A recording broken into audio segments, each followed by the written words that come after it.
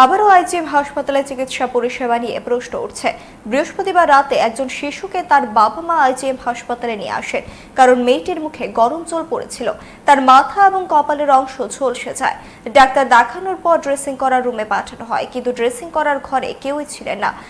অনেক সময় পর সংশ্লিষ্ট কর্মী আসেন, ততক্ষণে ওই শিশুর কান্নায় সবাই ছুটে আসেন। অন্য রোগীদের দাঁড় করিয়ে কর্তব্যরত চিকিৎসককে আসতে হয় শিশুকন্যার মুখে ওষুধ লাগানোর জন্য। শিশুকন্যার বাবা সহ অন্যরা হাসপাতালের কর্মীর ভূমিকায় প্রচন্ড ক্ষোভ জানান।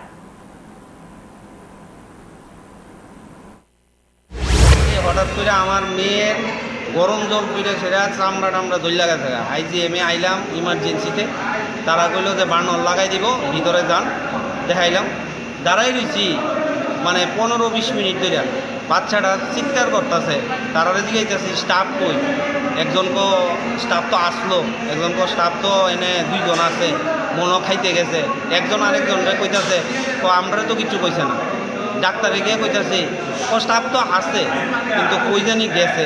এখন অবধি ড্রেসিং রুমের মধ্যে কারোর পাইছেন নি? এখনো পর্যন্ত কেউই নাই। আপনি তো ড্রেসিং রুমের মধ্যে কর্মরত, কতক্ষণ যাবত মানে খালি আছিল এটা?